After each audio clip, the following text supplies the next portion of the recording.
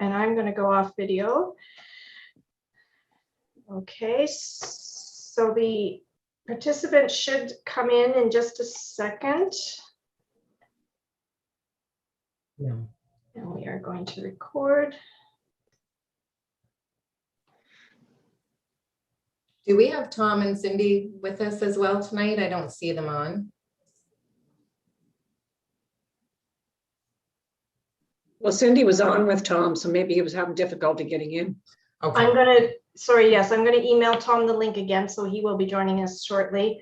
We are now live streaming and recording, and I'm just gonna check. We do have attendees in the meeting as well. So you can start at your convenience, and I'll work on getting Tom into the meeting. Okay, thanks very much. Okay, so it is 4:01 and I will call the meeting to order. I'm going to start with the opening comments. Welcome to the virtual meeting for the Committee of Adjustment for the Township of Central Frontenac. I would first like to thank the members of the public, committee members, and staff for making this meeting possible so that we can proceed with the processing of applications in a safe manner. Just so members of the public are aware, all members of the public are muted on our end and your cameras will not be turned on. For those of you who may be new to the Committee of Adjustment, my name is Sherry Wan and I am the chair of the committee. We also have Frances Smith joining us. Hi, Frances. Hello. Victor Hees. Hi, Victor. Hello. We also have Tom Dewey.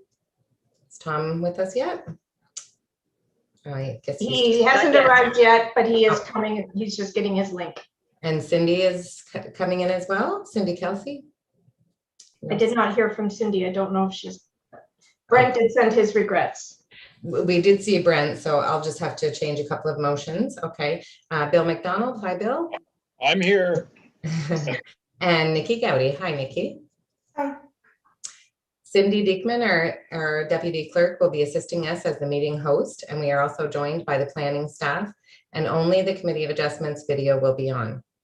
The format of the meeting will follow the agenda posted online, which can be found on the township's website, and staff have also prepared a presentation for everyone to follow along with during the meeting. This will be shown on the screen, and if you've joined us via phone, we encourage you to open up the presentation in the agenda to follow along. For each application with the public hearing, we will follow this format with a slide showing.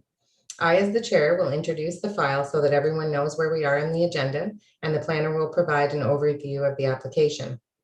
We will then ask if there are any comments from the applicant or their agent. Committee members will then ask staff and the applicant or their agent questions if there are any. The committee will then deliberate and vote on the application, and voting will take place with the members of the committee raising their hands. I will then state whether or not the vote was carried. If there are any previously deferred items, they will be first on the agenda, as the public meeting has already been held for those. We will ask for the applicants themselves if they have any questions. All members of the public will have an opportunity to provide comments on the new applications, and if a person or public body does not make an oral submission at the meeting or make written submissions to the Township of Frontenac before the decision is made, the person or public body is not entitled to appeal the decision. The township staff will be in touch following the meeting and will be forwarding a copy of the decision within 15 days to the applicant and anyone who has requested to be notified. Should you have any questions after the meeting, we encourage you to reach out to staff. The applicant, the minister, or any other person or public body who has an interest in the matter may, within 20 days of making the decision or the date of the notice of appeal to the Ontario Land Tribunal against the decision of the committee by filing with the Secretary Treasurer of the committee a notice of appeal. The Ontario Land and Tribunal is currently not accepting appeals, and if there is an appeal to an application, the staff will notify you of this and what the process will look like. I will now ask Cindy Diekman to provide an overview of how members of the public can participate. Thank you, Madam Chair. I just am going to share my screen here. A moment. Okay. Hopefully you can see my screen with the slide up. Is that visible to folks? I can see it.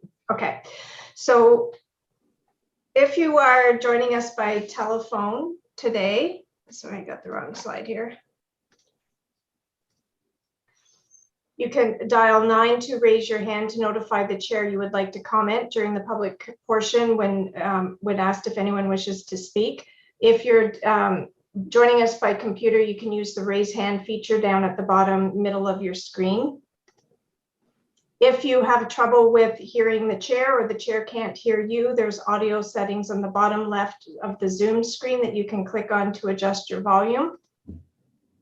You can also make sure the automatically adjust volume is selected, and that's shown in the pink here where that is. It will automatically adjust the volume on your microphone and speakers, and you can move the microphone and speaker sliders to adjust the volume.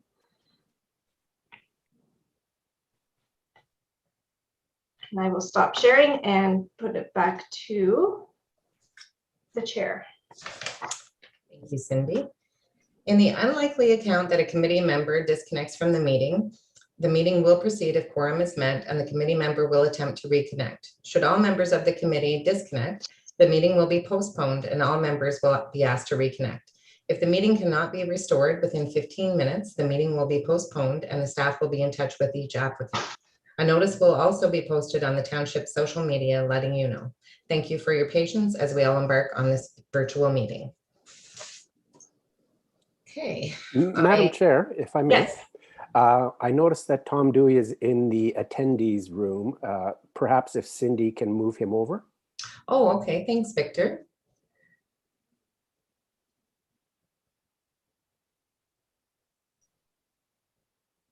Good, we're in. Oh, perfect. Welcome, There. Tom. I don't know. It wouldn't let me in. Anyway. Okay. We're Nice in. to meet you, Tom. Thanks for joining us. Okay, I have a motion moved by Fran and seconded by Nikki that the agenda be adopted as presented. Are there any questions or comments on the agenda? Okay. All in favor? Okay. Thank you. Motion is carried. Okay, I have, sorry, do we have any disclosures of pecuniary interest or general nature thereof from anyone? Madam Chair? Yes. Yes, I have a conflict of interest on the Two Powers consent for severance. Okay. I was paid to dig test holes on one of the sites, so I will take myself out of that one. Okay, thanks very much for disclosing, and we'll have that shown in the notes, Victor. Thank you. Make sure he's not on the application. Okay. I have a motion moved by Victor and seconded by Bill that the minutes of the July 8th meeting 2021 be adopted as presented. Are there any amendments or any changes to the minutes? Okay, all in favor? Okay, motion is carried.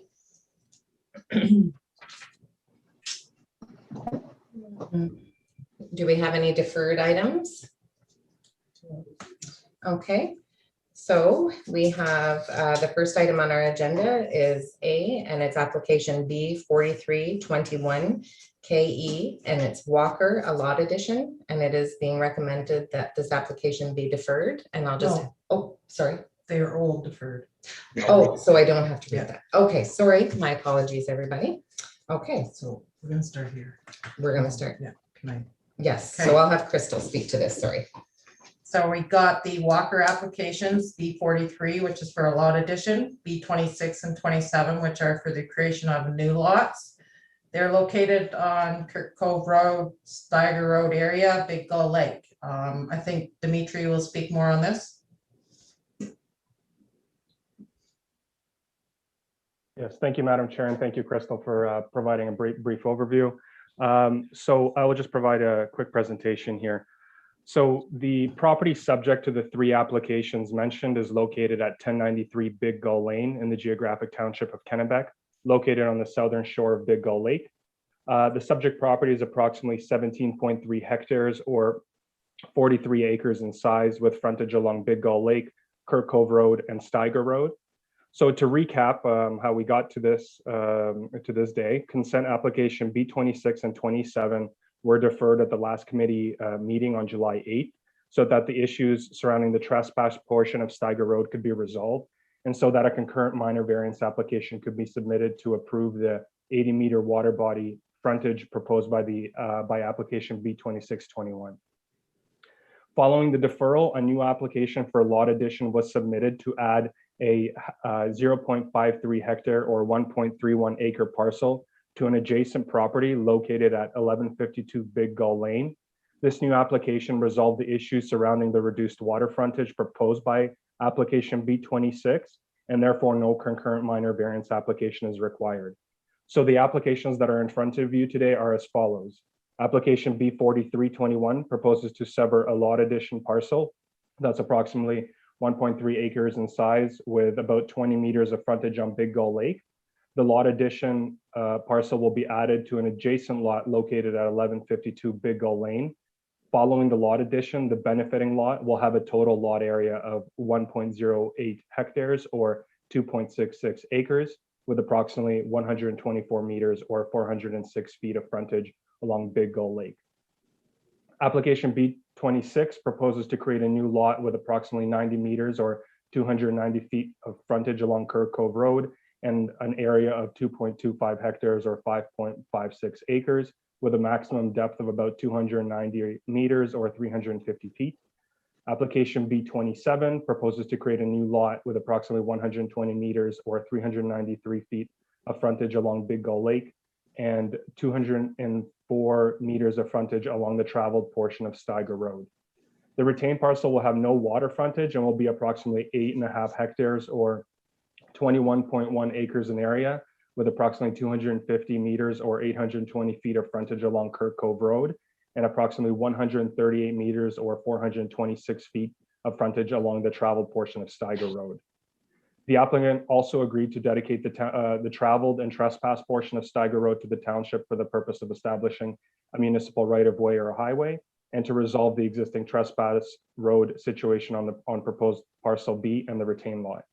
All the proposed lots, including the retained, are vacant with residential development anticipated, and all lands are zoned RW or waterfront residential. The application was circulated to the Township of South Frontenac and the Mississippi Valley Conservation Authority. Septic review at the township indicated no objections, but they did suggest an alternative location be explored for a new septic system on parcel B. The Conservation Authority noted that there is an unmapped water course that runs through a culvert located on the lot addition parcel, which outlets into Big Gull Lake. The Conservation Authority did not object to the applications. They concluded that there appears to be sufficient area on all the proposed severed lots and retained lots to establish a development envelope that is sufficiently set back from the high water mark of Big Gull Lake. The Conservation Authority also identified the presence of steep slopes around the shoreline of proposed severed lot B and indicated that any future development should be located at least 10 meters from the crest or top of any slope. However, given the zoning bylaw requirement of a minimum 30-meter water body setback, that should not be a problem. Aside from the steep slopes, no other natural hazards or human-made hazards were identified on the subject lands. So as such, planning staff recommend that the Committee of Adjustment hear comments from the public and approve the 3 applications as submitted and subject to the conditions outlined in the staff report. Thank you. Okay, thank you very much, Dimitri. Do we have the applicant or their agent on the line wanting to give any information or ask any questions? Yes, we do, Madam Chair. I will allow them to talk. They're coming in now. Okay. Jim and Claire, are you able to unmute and speak? Yes, good Yes. afternoon. Go ahead. Good afternoon. Good Hi. afternoon. I believe we're met all the criteria at the moment. Am I being heard? Yes, you are. Yep, Oh, you're being heard. Do you have any further comments? No, Mr. no. Okay, wonderful. Thank you very much. Do we have any questions or comments from any of the committee members to the applicants? Madam Chair, I'd just like to ask Jim a question with regards to the lot B 2721, which says it has access to Big Gull Lake. Is looking at the application, it appears that that's pretty swampy area there, and it would not be possible to put a dock in there. Would that be correct? Or if somebody if that was developed, then could they put a dock there, Jim? It'd be quite an effort, to be honest with you. Right, Just going down the road, there's the actual boat launch at Kirk Cove Cottages. It would be a lot easier and quicker. right on. Okay, That's pretty rough water over there. You wouldn't want to fall out of a canoe over there. okay. Thanks, Jim. Pretty swampy. Okay, thank you. Any other committee members have any questions or comments on the application? I have a question, and my question is maybe for the planners. The retained parcel doesn't have any waterfront anymore. Does it need to be rezoned? Thank you for the question. Through the chair, it does not need to be rezoned. The RW provisions in the zoning bylaw does allow for lots to be created without water frontage. There is just the roadside frontage that needs to be met, and those minimum requirements have been met by this application. Okay, thank you. Thank you. Any other questions or comments from any members of the committee? Okay. Anyone from the public have any comments or questions? If there's anyone attending who wishes to speak, can you please use the raise hand feature?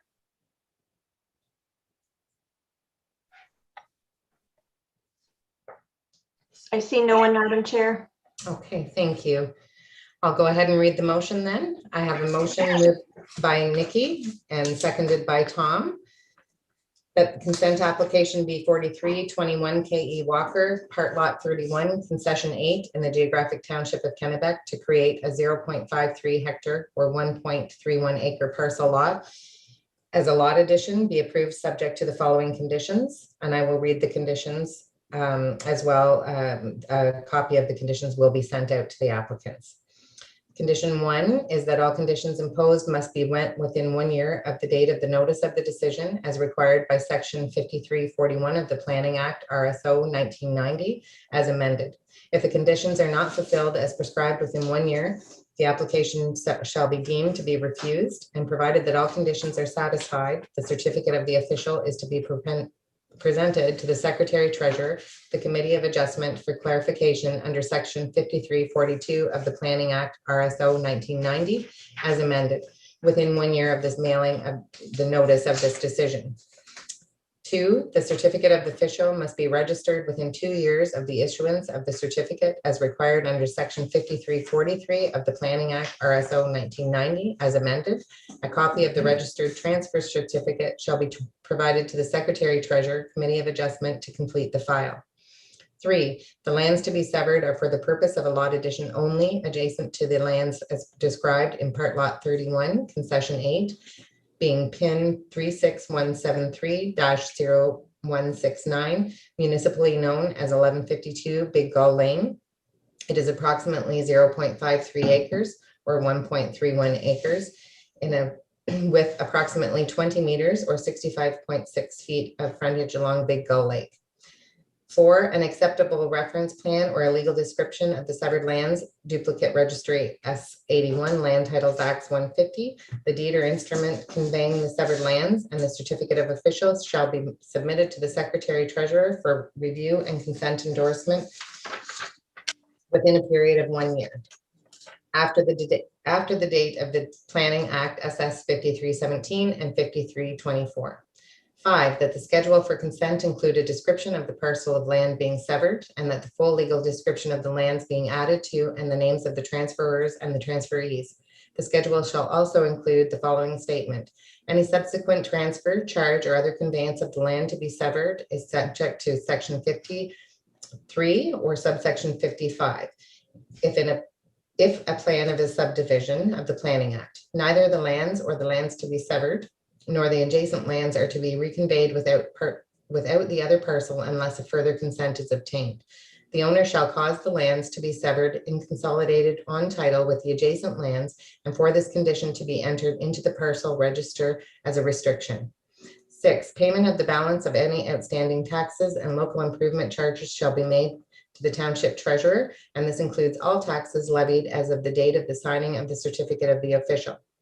7, in the event that there are abandoned wells located on the property being severed and the retained property, they be sealed in accordance with the requirements of the Ministry of the Environment.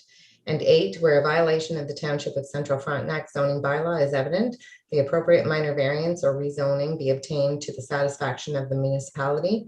And 9, that the confirmation is filed with each application that the conditions have been fulfilled to the municipality's satisfaction. All those in favor? Motion is carried. Thank you. Okay.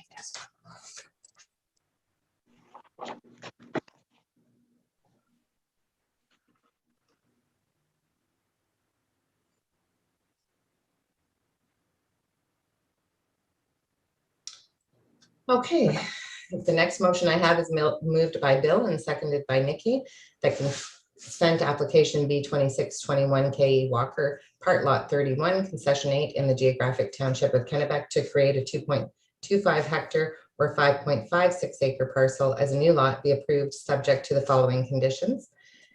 1, the conditions imposed must be met within 1 year as of the date of the notice of the decision as required by section 5341 of the Planning Act, RSO 1990, as amended. If conditions are not fulfilled as prescribed within 1 year, the application shall be deemed to be refused.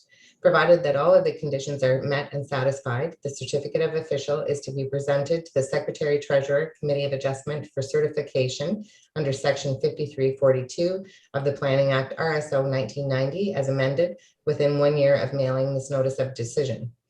The certificate of the official must be registered within 2 years of the issuance of the certificate as required under section 5343 of the Planning Act, RSO 1990, as amended.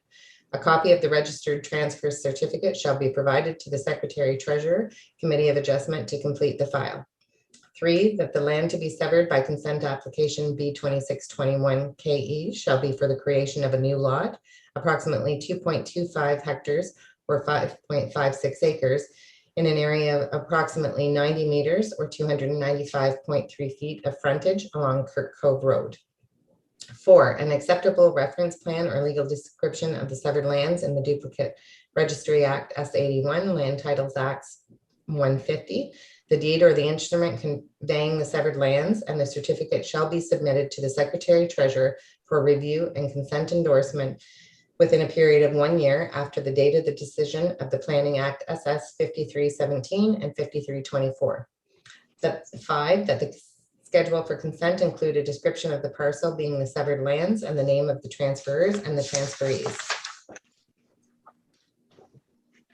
6, the payment and balance of any outstanding taxes and local improvement charges shall be made to the Township Treasurer, and this includes all taxes levied as of the date of the signing of the certificate of the official. 7, the applicant shall provide payment to the township for parkland fees pursuant to the section 5313 of the Planning Act, RSO 1990, chapter part 13, in the amount of 5% of the appraised value of the land as of the day before the day of the provisional consent was given, or alternatively, if the applicant is transferring the severed lot to a family member as defined in bylaw 2011-03, the applicant shall pay $100 towards the payment of the parkland fee, with the balance to be paid if it is sold within 5 years. And in this instance, the following conditions shall be added to the consent schedule attached to the transfer deed. If the lands herein are conveyed to any other third party within 5 years of the stamping of the deed by the Committee of Adjustment, the Township of Central Frontenac shall receive the balance of the fee payable under section 51(1) of the Planning Act, RSO 1990, chapter P13, as amended. B, that if the lands herein are sold to any other party within 5 years of the stamping of the deed by the Committee of Adjustment, an agreement of purchase and sale shall bear notice of this condition. 8, in the event that there are abandoned wells located on the property being severed and the retained property, that they be sealed in accordance with the requirements of the Ministry of Environment. And 9, where a violation of the Township Central Frontenac zoning bylaw is evident, that the appropriate minor variance or rezoning be obtained to the satisfaction of the municipality. And finally, 10, that the confirmation is filed with each application and file that conditions have been fulfilled to the municipality's satisfaction. All those in favor? Okay, motion is carried. Yeah, you can read it and say the same conditions. Plus just 6, plus 6, 7, and 8, read that. So, So I have a motion moved by Tom, seconded by Fran, that consent application B2721 KE Walker, part lot 31, concession 8 in the geographic township of Kennebec to create a 6.04 hectare or 14.9 acre parcel as a new lot be approved, subject to the following conditions. so all the same. So all of the conditions are the same with the Less exception this of road widening. this. So I'll only read the different conditions. So 6, that the surveyor who prepares the reference plan was referred to in condition number 4 shall also create the parts to describe the existing trespass road, Stagger Road, which is located within lot 31, concession 8. And these parts shall also include a buffer of a minimum width of 1 meter on the north side of the travel road to allow for a widening for maintenance purposes. The part shall also include all of the lands between the traveled roadway and lot 31 and an unopened road allowance between lot 31 and lot 30 to avoid the creation of the remnant parcels that do not comply with the zoning law. The lands be dedicated and shall be described as separate parts on a reference plan of survey to be prepared for and deposited at the owner's expense and filed with the Secretary Treasurer prior to the signing of the certificate of the official. 7, that the transfer deed from the owner for the land shall be dedicated engrossed in the name of the corporation in the township of Central Frontenac and shall include the following statement attached to the transfer deed as a schedule. The transfer hereby transfers the lands to the municipality for the purpose of widening the adjacent highway pursuant to sections 31(6) of the Municipal Act 2001, Chapter 25, as amended, or such other wording may be required to ensure these parts are established and dedicated to the public highway. The transfer deed for the land to be dedicated shall be registered by the owner at the owner's expense. And 9, that the duplicate or registered transfer deed to the land be dedicated together with a letter of opinion of a solicitor qualified to practice law in the province of Ontario, addressed to the Secretary Treasurer, confirming that the municipality acquired good marketable title to the land, free and clear of all liens and encumbrances, shall be delivered to the Secretary Treasurer prior to the signing of the official. That's good. All those in favor? Motion is carried. Thank you. Okay, we're moving on now to applications for consent. Pardon me? Okay. Okay, next application is application B2421 KE McDonald, and it's the creation of a new lot. I'll have Crystal introduce the application and then perhaps Jeannie or Dimitri can speak to the application. So as Sherry said, it's a creation of a new lot for McDonald. It's in Kennebec Township. It's off of Shorts Road, and I'm going to pass it on to Sonia now. Sonia. Good evening, everyone. Yeah, you thought you had a 50-50 chance of getting the planner right, but no, it was all planners on deck this round. There were so many different applications coming in. So I'm just going to make my screen a bit bigger there. So this is an application for consent to create a new lot at 1253 Shorts Road, which is in lot 32 in concession 4, the geographic township of Kennebec. So the proposal is to create a new lot that is 0.53 hectares or 1.3 acres in size that will have 79 meters or 259 feet for lot frontage. But only 20 meters of that, or almost 65.5 feet, will be directly on Shorts Road because the road currently terminates where the new lot is proposing to be created. The new lot will contain the existing house and accessory buildings that are on the property.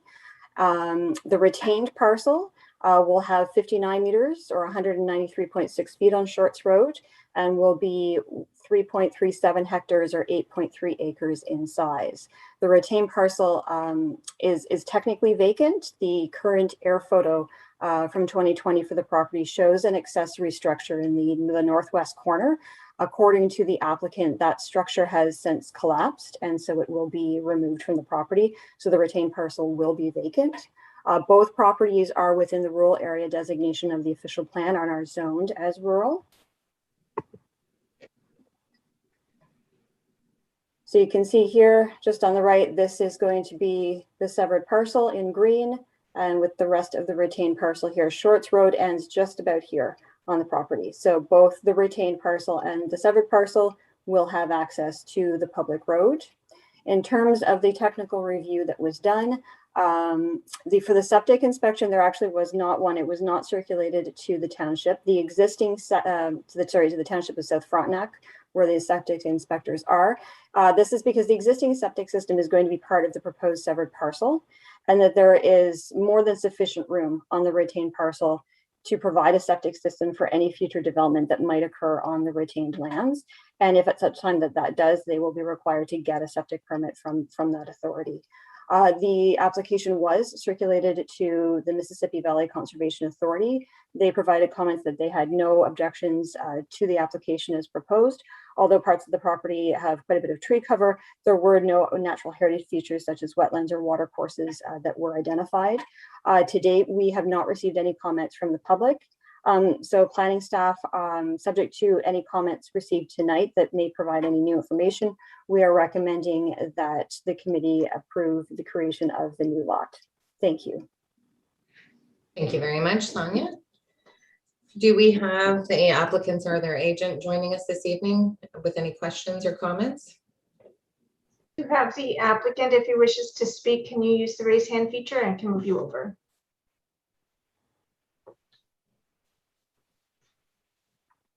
Well, I'm going to. Okay. Go ahead. I'm not sure what to say. I'm not sure if you guys just have questions or. If you just had any comments that you wanted to share, or if you had any questions regarding the application, you can feel free to speak, and otherwise maybe some members of the committee may have questions for you. Okay, yeah, I don't think we have anything to add to that. Okay. We're okay. Okay, thank you. I'll ask if any members of the committee have any questions or comments on the application. Madam Chair. Yes, Tom. Thank you. Sonia, this question's for Sonia. I just had a little problem understanding the frontage on Shorts Road. If you look at Shorts Road, it kind of just ends about, I don't know how many meters up to where the driveway goes into that new lot. And it says the retained portion has 196 feet. And then the severed lot has 259-foot frontage. But it doesn't make sense to me that little portion that's marked out there is that long. Is that a misprint, or do you want to comment on that, Sonia? Yeah, just one second. I'm just going to get back to that slide so I can see the numbers. Unfortunately, there we go. So Shorts Road ends. Oh, and you know, so 79 meters on the severed parcel.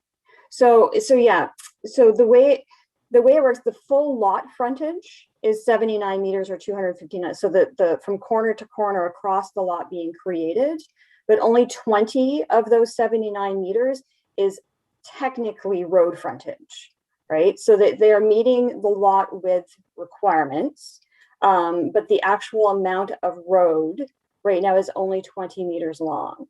So we had discussed this internally about whether or not this technically meets the definition of the full lot frontage. And again, I'm still relatively new to the Frontenacs, but my understanding is that this has been done before, that as long as they have a reasonable amount of access, that is sufficient for the creation of the lot.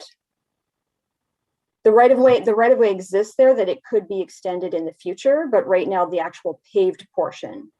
Yeah, really, I kind of figured that, but to me, it didn't make too much sense that the severed portion, which is the lot new creation, the green area there, which is much smaller, was 259 point some feet, and the other was 193.6. So on the retained portion, but anyway.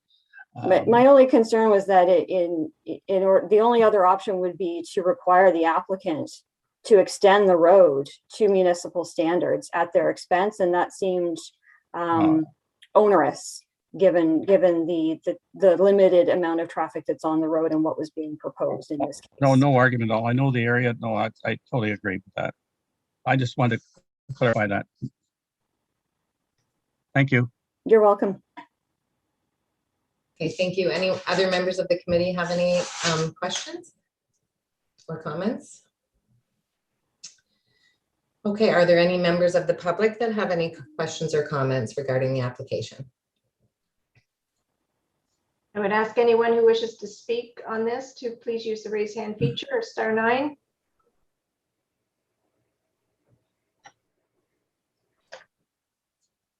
I see no one, Madam Chair. Okay, thank you. Cindy, is there a way we can do a full screen so I'm able to see the other members of the committee, please?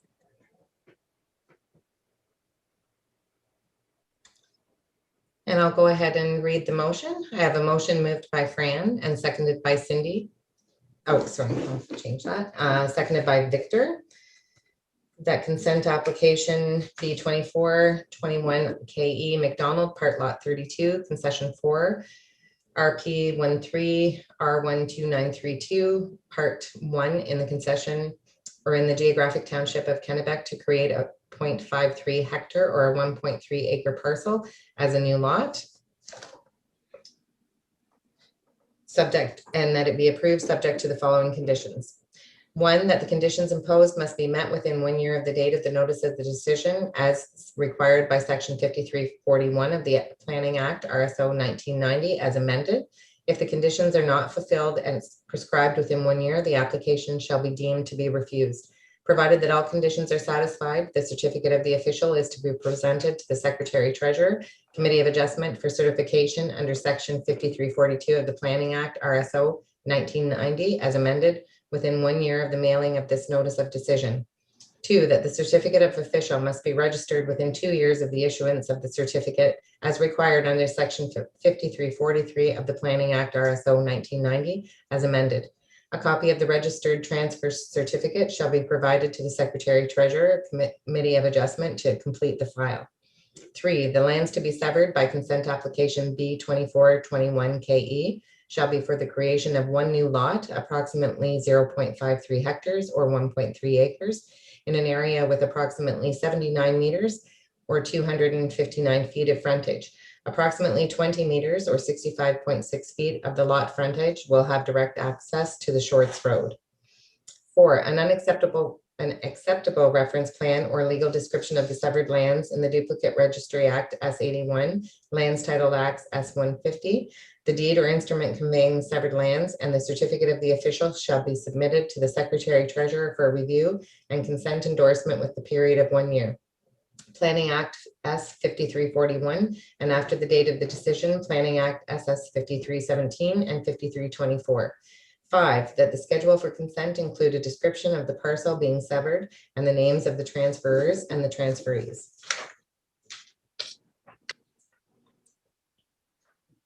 6, the surveyor who prepares the reference plan referred to in condition 4 shall also determine by survey the width of the existing municipal road allowance along the entire frontage of the severed parcel. If such a width is less than 20 meters, the owner shall dedicate the township the land along the entire property frontage where the deficiency exists, as the case may be in the following manner. A, the land to be dedicated shall be equal to 1/2 the required deficiency to a maximum of 5 meters or 16.4 feet along the entire property where the deficiency exists. B, the land to be dedicated shall be described as a separate part on the reference plan of the survey to be prepared and deposited at the owner's expense, filed with the Secretary Treasurer prior to the signing of the certificate of the official. C, the transfer deed from the owner to the land shall be dedicated to be engrossed in the name of the corporation of the Township of Central Frontenac and shall include the following attached to the transfer deed as schedule. The transferor hereby transfers the lands to the municipality with the purpose of widening the adjacent highway pursuant to section 31(6) of the Municipal Act 2001, chapter 25 as amended. D, that the transfer deed for the land to be dedicated shall be registered by the owner at the owner's expense.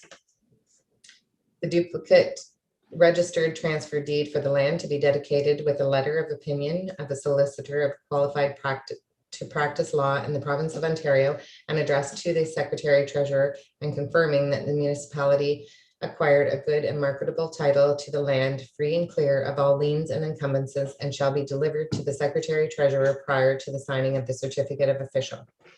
7, that the payment of the balance of any outstanding taxes and local improvement charges shall be made to the Township Treasurer, and this includes all taxes as levied as of the date of the signing of the certificate of the official.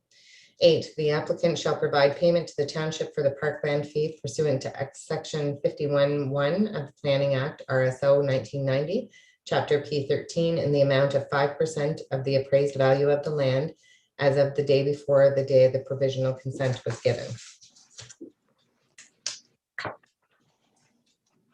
Alternatively, if the applicant is transferring the severed lot to a family member as defined in bylaw number 2011-03, the applicant shall pay $100 towards the payment of the parkland fee, with the balance to be paid if sold within 5 years. In this instance, the following conditions shall be added to the consent schedule attached to the transfer deed. A, if the lands herein are conveyed to another third party within 5 years of the stamping of the deed, the Committee of Adjustment, the Township of Central Frontenac, shall receive the balance of the fee payable under Section 51(1) of the Planning Act, RSO 1990, Chapter P13, as amended. B, if the lands herein are sold to any other party within 5 years of the stamping of the deed by the Committee of Adjustment, an agreement of purchase and sale shall bear notice to this condition. 9, in the event that there are abandoned wells located on the severed or retained parcels, that they will be sealed in accordance with the requirements of the Ministry of the Environment. 10, that the owners provide proof of the location of an existing septic system on the property and confirm that the septic system will be located on the severed parcel in conformity with the Township of Central Frontenac zoning bylaw. 12, where the violation of the Township of Central Frontenac zoning bylaw is evident, that the appropriate minor variances or rezoning be obtained to the satisfaction of the municipality. And 13, that confirmation is filed with the application file that all conditions have been met, fulfilled to the municipality's satisfaction.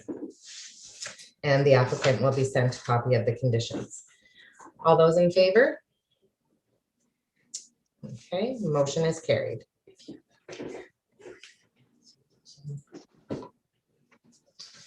Okay, our next application is B2921 HI, and it is the Barker Peters creation of a new lot.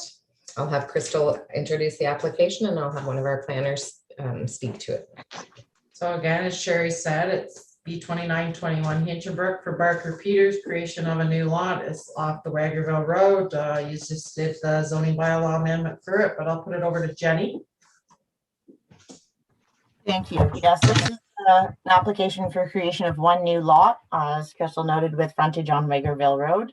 The severed parcel will be approximately 12.8 hectares or 31 acres in area, with the retained parcel being about 13.8 hectares or 34 acres in area. The lot is designated rural in the official plan and zoned both EP1, so Environmental Protection Exception Zone 1, and rural. The noted features as part of that EP1 zoning are the presence of organic soils on the property. Planning staff would like to note that a concurrent zoning bylaw amendment has been submitted and approved by Town Council earlier this week to rezone portions of the EP1 zone to rural to permit development on both the severed and retained parcels. On this map, you can see the concurrent rezoning will be these yellow dashed areas on both sides, north and south of Wagerville Road. However, this severance application is only for the parcel of land on the north side of Wagerville Road, with the severed parcel indicated here in the blue and the retained here on the west side. This application was circulated to Township of South Frontenac for review for septic suitability, and they indicated no objection, that both parcels are flexible for siting of septic systems on them. This application and the also submitted geotechnical soils evaluation that was submitted along with both the severance application and the concurrent rezoning application was reviewed by Rideau Valley Conservation Authority, and they have no concerns with regards to the findings in that report. They concur that there are definitely areas on the property that are more suitable for development than others, and they are satisfied that each lot, the severed and retained parcel, has a suitable building area outside of the wetlands and areas characterized by organic soils. They wanted to ensure that a condition of approval of this consent was that the rezoning application be approved and finalized. As noted, that was before council on Tuesday of this week and it was approved. However, it is still subject to the 20-day waiting period, so that condition is still recommended to be included, subject to any appeal received with regards to the zoning. Based on review of the application, technical comments received, the planning staff are recommending the Committee of Adjustment approve this application as submitted with the recommended conditions in the planning report. Okay, thank you, Jenny. Do we have the applicants or the applicant's agent on the phone with us or joining us with any questions or comments? We do. Just a moment, please. Okay, Mr. Sands, I've moved you over. Can you speak? Thank you, everybody. My name is Jason Sands. I'm here on behalf of the owners of the property, and I just want to thank staff as well as staff at both the township and the county for the work done to date. Many of you are familiar with this as it was heard on Tuesday evening in front of council with respect to the zoning amendment. And I have no further comment to add in addition to the comment provided by Ms. Kapusta. Thank you very much. Thank you very much, Mr. Sands. Do we have any questions or comments from any members of the committee? Okay, do we have any members of the public with any questions or comments regarding the application? Is anyone wishing to speak? Can you please use the raise hand feature or *9?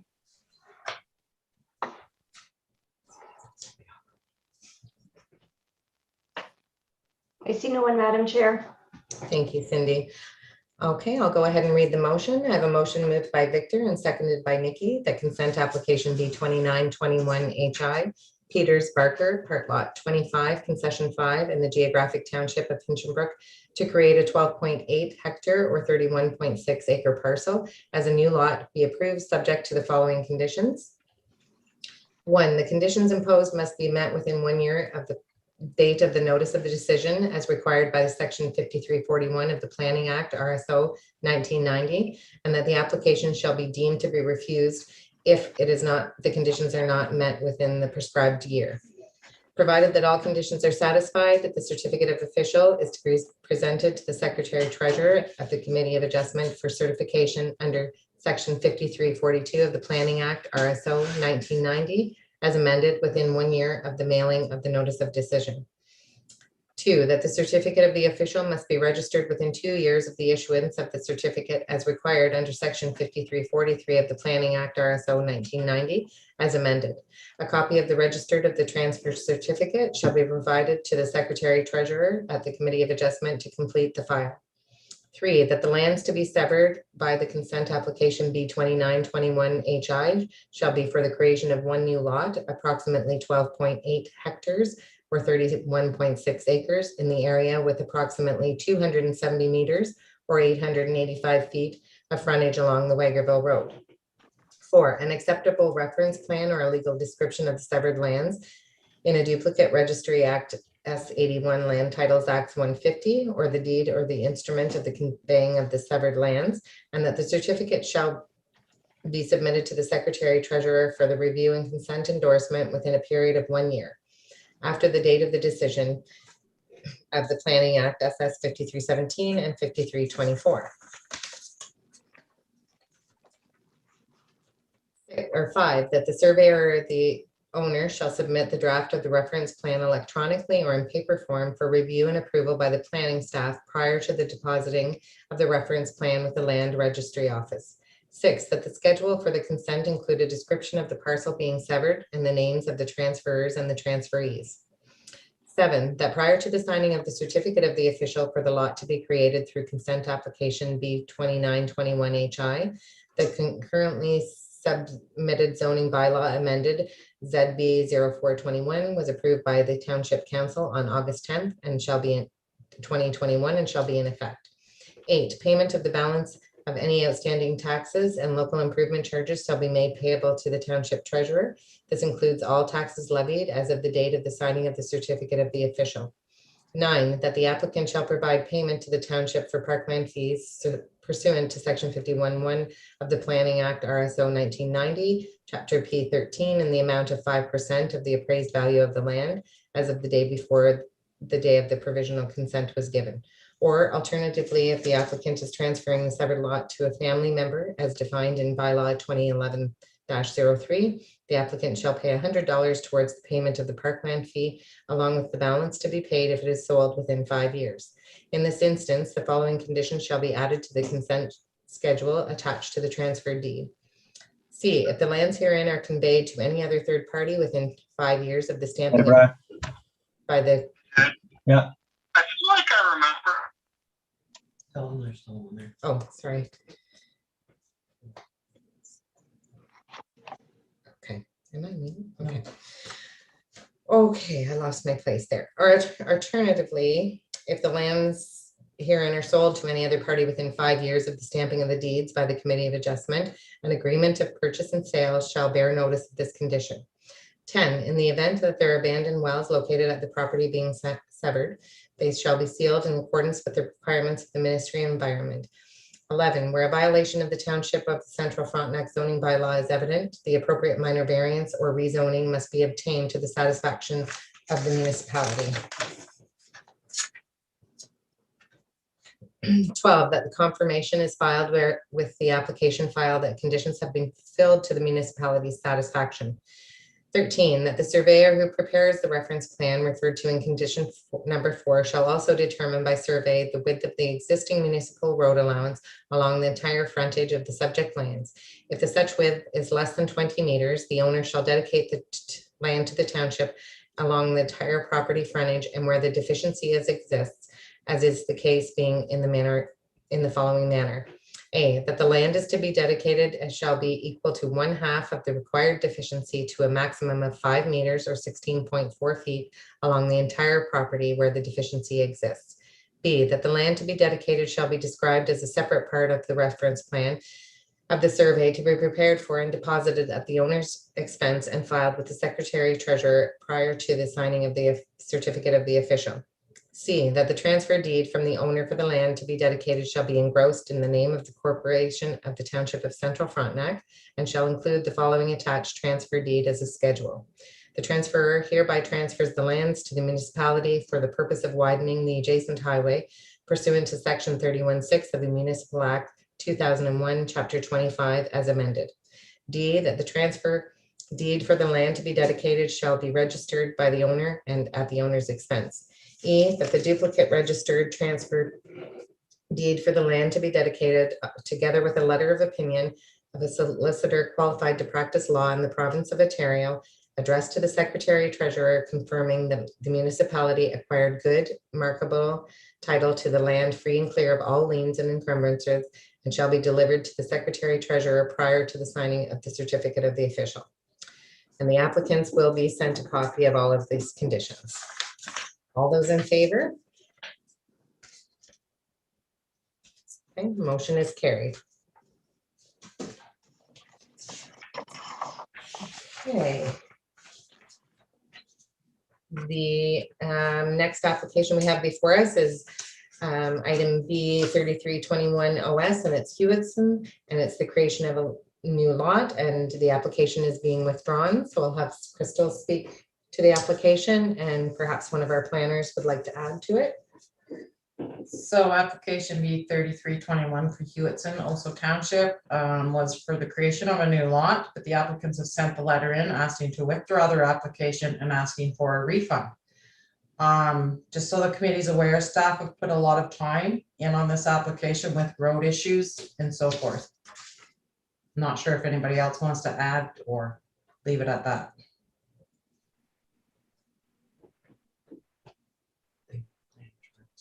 Okay, do any members of the committee have any questions or comments following the application? Would they like to go with the 250? I would like to ask a question. When the applicant first decided to make the application, he did have a pre-consultation with the planners? I think he emailed his stuff in, Fran. He emailed everything in. He wasn't in the area, I do believe. And I do believe it was reviewed prior to him handing it in. Chair, I can address that a little bit further. Thank you, Jenny. Yes, the Hewittsons actually were in contact with myself prior to submitting the application. We discussed the requirements for them being at the end of McPherson Road and it terminating similar to the Shorts Road application where we did not need to extend it as a shared driveway. During the review of the application, it came to light that there was actually a historically used forest road that was recognized by council resolution in 1989, but has not been fully assumed or really surveyed or denoted. Once that was discovered, I informed the Hewittsons that in order to proceed with their severance application, this would have to be addressed as this, I guess it's sort of like an unopened road, unmaintained township road, ran through the middle, well, through a portion of the proposed severed parcel. To accommodate this, they would have had to survey the entire length of this road and dedicate that to the township. It would have given them an additional 6-acre lot as part of a natural severance with the assumption of the township road. However, they opted at that point to withdraw the application pending the discovery of this road because of the additional surveying costs. Okay, thank you, Jenny. Do we have any other questions or comments from the committee? Just one other comment is, are they asking for all of their money back or a portion of it? Oh, I think the letter that they sent in, they were asking for it all. They didn't necessarily say, but full refund. And what is staff recommendation? I mean, staff did put a lot of time in it, on this application because of the unopened road bit and that. So, I mean, I don't know whether staff really recommend any refund. Leave it up to you guys, I guess, to decide. There was a lot of time spent into it with staff members. Yes, Bill? Yes, no, I wouldn't recommend a refund because the reason this has come forward is because Mr. Hewson was going to gate that road. And it was only when Mr. Churchill investigated the fact that that was a road going to his property that the decision was taken to withdraw the application. But there's certainly a lot of work went into it, not only by staff, but also by Mr. Churchill in regard, if you read his letter, he did most of the research.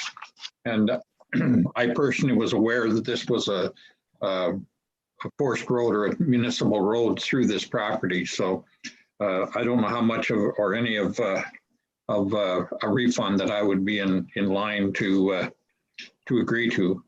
If anything, it'd just be a portion, it wouldn't be all of it.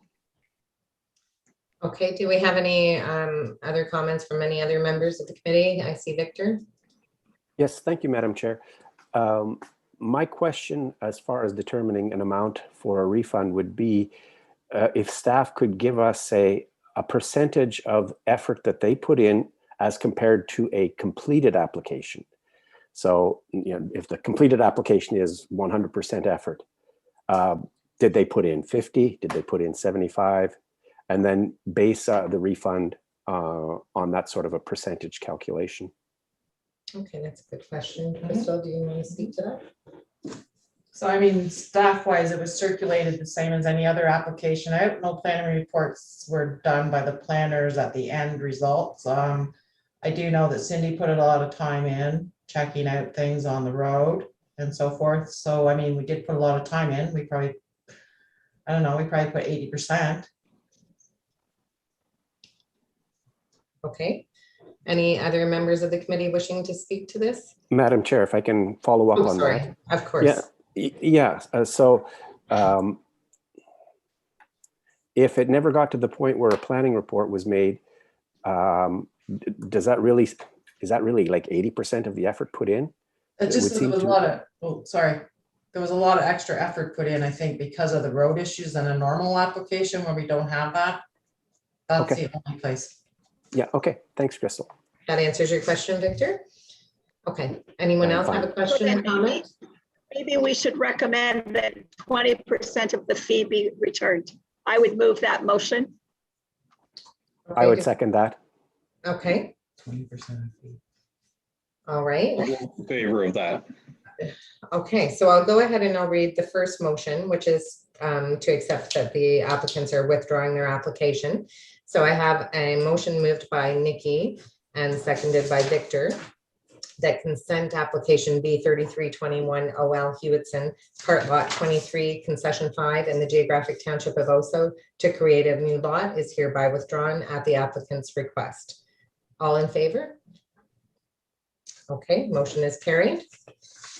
And then the second motion that I have is it was moved by Victor and seconded by Fran, the consent application B3321 OS, part lot 23, concession 5 for Hewitson be refunded in the amount of 20% of the total cost. Is that everyone in agreement? All those in favor? Oh, sorry, Fran, did you wish to? I was just going to say the total fee paid. The total fee paid. Okay, perfect. Right. We will go ahead and add that. Good point. Thank you. Okay, motion is carried.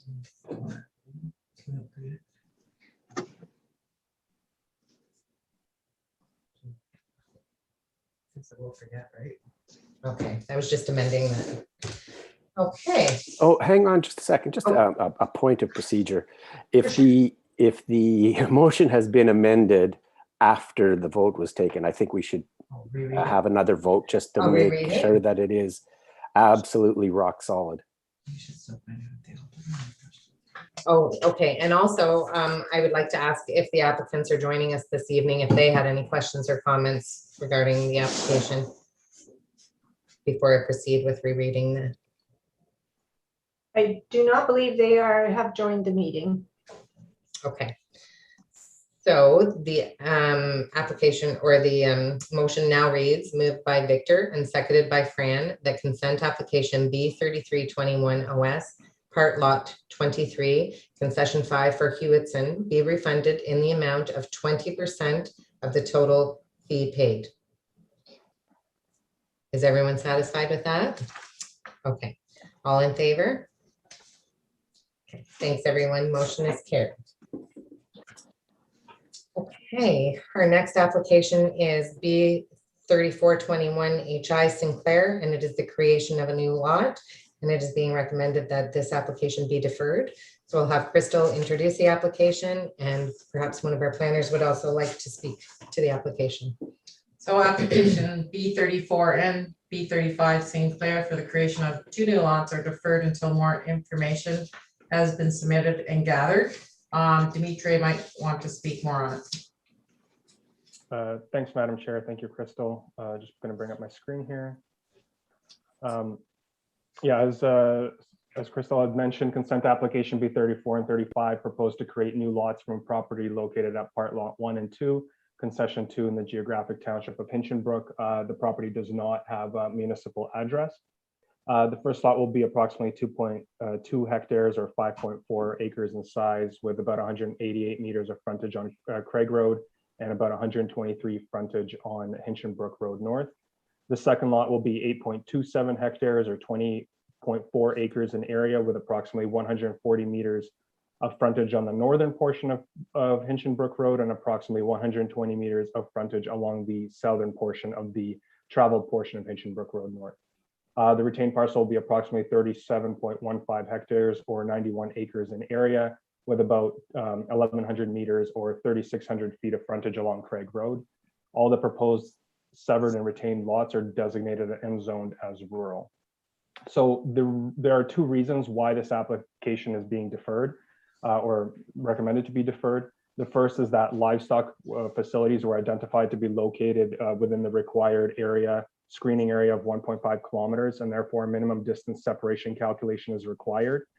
More information is required from the applicant regarding the specific type and subgroup of livestock that are present on each property. That information will be used to produce an accurate setback to ensure that provincial policy is met, and so that the future building envelope is not impacted by the livestock facility, and so the livestock facility and the expansion of it is not impacted by any future development on the severed lots. This is actually important because due to the proximity of one of the livestock facilities, one of the proposed lots, or maybe two of the proposed lots, their configuration may have to be slightly modified. The second reason this application is proposed to be deferred is again related to a trespass road issue, as identified on the map included in the report and on the screen in front of you in the red hash. The northern portion of the Hinchinbrook Road north does not follow the municipal road allowance, and as such, it's considered a trespass road. We just need a little bit more time to determine the status of this portion of the township road, and if the traveled portion of the road will be dedicated to the township. We've had a preliminary discussion with the applicant, and they seem to be favorable of that direction, but we just want to finalize a few things before we make a final recommendation regarding these two severances. That concludes my presentation. Thank you. Thank you, Dimitri. Do we have the applicants or the applicant's agent joining us tonight with any questions or comments? I don't believe we have the applicant. Is anybody representing the applicant? I see no one, Madam Chair. Okay, thank you. Do we have any members of the committee with any questions or comments on the application? Bill? Yes, through Madam Chair. I'm just wondering, when I think about the Hinchinbrook Road and the Craig Road in that area, are they actually maintained municipal roads that we're aware of? Yes, they are. Okay, because they're pretty rough in there, so. So Craig it's right Road's at, fine. yeah, it's right at the Y before it gets into that bad piece on Hinchinbrook Road, actually, right? Yeah. The Y. Okay, all right, I'm satisfied. Thank you. Do we have any other members of the committee with comments or questions regarding the application? Okay, do we have any members from the public? I would ask if anyone does wish to speak on this to please use the raise hand feature, *9.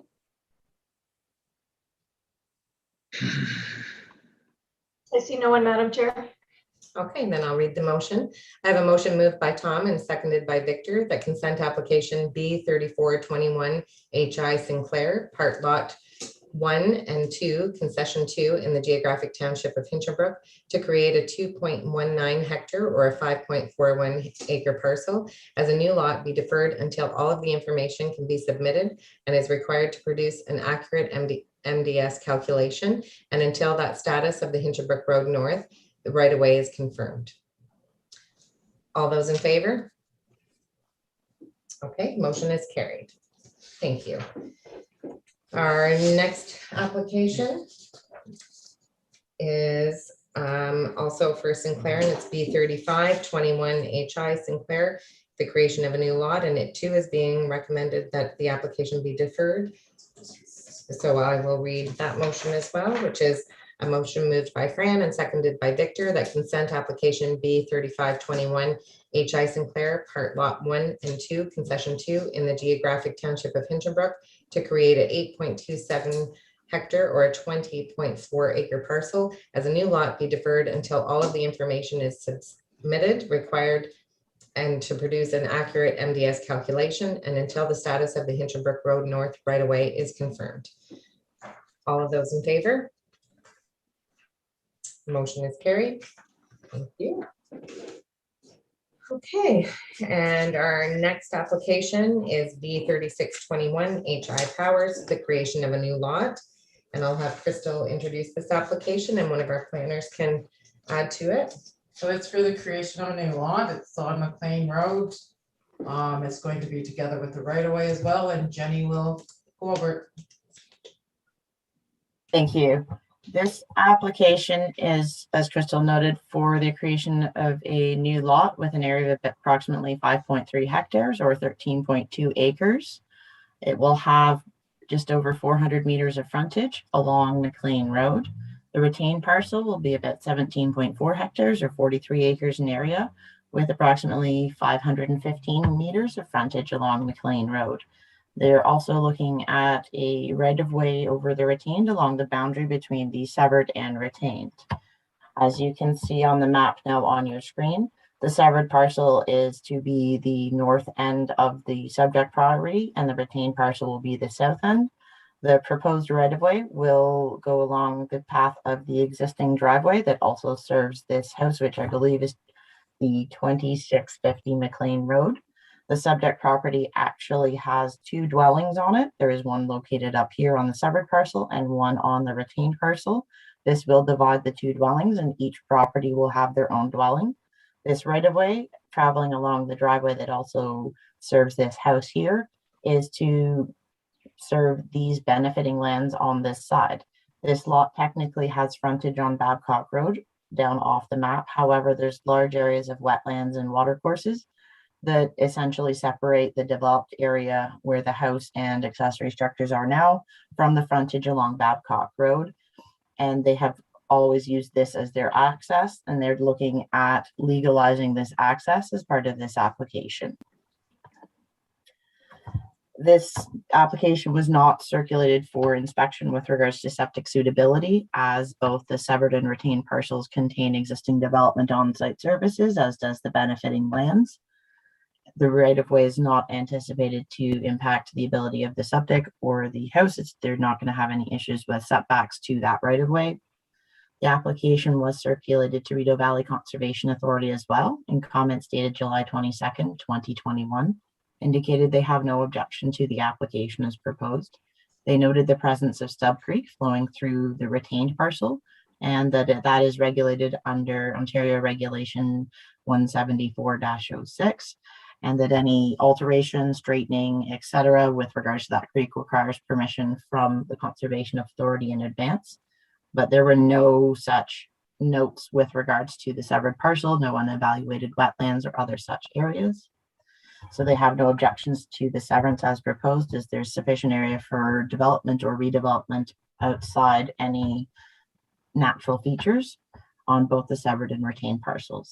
Based on comments received from the technical agency and a review of the application, planning staff are recommending that the committee approves the creation of this lot and the right-of-way to access the benefiting lands at the rear as submitted and with the recommended conditions in the planning report.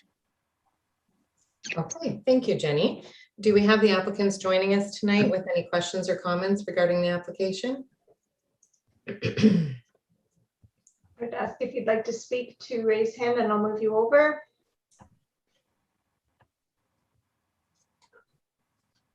I didn't, oh, one moment, please.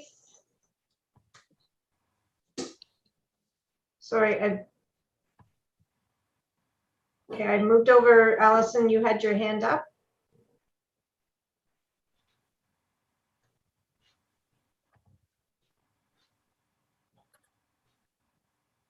Allison, you're muted. That's the next application, Cindy. That's what I wonder if it was a mistake. Allison, can you confirm if you're raising your hand was an error? Okay, I'm going to move her back. Yes, Cindy, it was Sylvia Powers that had her hand raised on my screen. Yes, and then it lowered. So I think okay. That was an error. I Okay. don't know why that happened. Okay, perfect. I'll take you back over and there we go. Okay. I don't believe the applicant is in the meeting. So I would say to go ahead, Madam Chair. Okay, thank you, Cindy. Do we have any questions or comments from the, any member of the committee regarding the application? Okay, seeing none. Do we have any questions or any members from the public joining us? If there's anyone who likes to speak, to please raise your hand. One moment, please. Oops. Okay. I've moved you over, Sylvia. Okay, I just wanted to say I am present, and I'm delighted that there doesn't seem to be any obstacles to this. Well, we're glad to hear that, Sylvia. Manage so many properties. Okay, thank you very much, Sylvia. Okay, I have a motion, which I'll read. I apologize, folks. There are quite a few conditions in this, but I have a motion moved by Fran and seconded by Bill. The consent application B3621 OL Powers, Part Lot 5, Concession 1 in the geographic township of Olden to create a 5.3 hectare or 13.2 acre parcel as a new lot together with a right-of-way be approved to the subject to the following conditions. 1, that the conditions imposed must be met within 1 year of the date of the notice of the decision as required by the section 5341 of the Planning Act, RSO 1990 as amended. And if the conditions are not fulfilled as prescribed within 1 year of the application, it shall be deemed to be refused. Provided that all the conditions are met, satisfied, and the certificate of the official is to be presented to the Secretary Treasurer Committee of Adjustment for the certification under section 5342 of the Planning Act, RSO 1990 as amended within 1 year of the mailing of the notice of decision. 2, that the certificate of official must be registered within 2 years from the issuance of the certificate as required under the section 5343 with the Planning Act RSO 1990 as amended, and a copy of the registered transfer certificate shall be provided to the Secretary Treasurer Committee of Adjustment to complete this file. 3, that the lands to be severed by consent, application B3621 OL, shall be for the creation of 1 new lot, approximately 5.3 hectares or 13.2 acres, in an area of approximately 407 meters or 1,335 feet of frontage along the McLean Road, and the proposed lots contain 1 existing dwelling and an accessory structure. 4, that an acceptable reference plan or legal description of the lands in the Duplicate Registry Act S81 Land Titles Acts 150, that the deed or the instrument conveyed to the severed lands, and that the certificate of officials shall be submitted to the Secretary Treasurer for review and consent of the endorsement within a period of 1 year. Planning Act S 5341 after the date of the decision, Planning Act SS 5317 and 5324. 5, that the surveyor or owner shall submit a draft of the reference plan electronically or in paper form for review and approval by planning staff prior to the depositing of the reference plan with the Land Registry Office. 6, that the schedule for consent include a description of the parcel being severed and the names of the transferors and the transferees. 7, that the right-of-way to be created through consent application B3621 OL shall be surveyed and constructed in accordance with the private lane standards established in the County of Frontenac Private Roads Lane Study in 2016 and to the satisfaction of the township. 8, that the right-of-way to be created through consent application B3621 OL shall be for the creation of an easement with a surveyed width of 20 meters and a length of approximately 273 meters or 895 feet in favor of the benefiting parcel identified as part lots 4 and 5, concession 2, geographic township of Olden, pin 3622100135. 9, that the development agreement be registered on title of the severed and retained parcels, which states that the shared driveway cannot provide access to additional properties without going through the plan of condominium approvals as per the Frontenac County Private Roads Lane Study Policy 2016. 10, that the surveyor who prepares the reference plan referred to in condition number 4 shall also determine by survey the width of an existing municipal road allowance along the frontage of the subject lands, and if the width is less than 20 meters, the owner shall dedicate to the township land along the entire property frontage where the deficiency exists. As the case may be in the following manner. F, the land to be dedicated shall be equal to 1/2 the required deficiency to a maximum of 5 meters or 16.4 feet along the entire property where the deficiency exists. G, that the land dedicated shall be described as a separate part on the reference plan of the survey to be prepared for and deposited at the owner's expense and filed with the Secretary Treasurer prior to the signing of the certificate of the official. H, that the transfer of the deed from the owner for the land to be dedicated shall be engrossed in the name of the township of the corporation of the Township of Central Frontenac and shall include the following attached to the transfer deed as a schedule.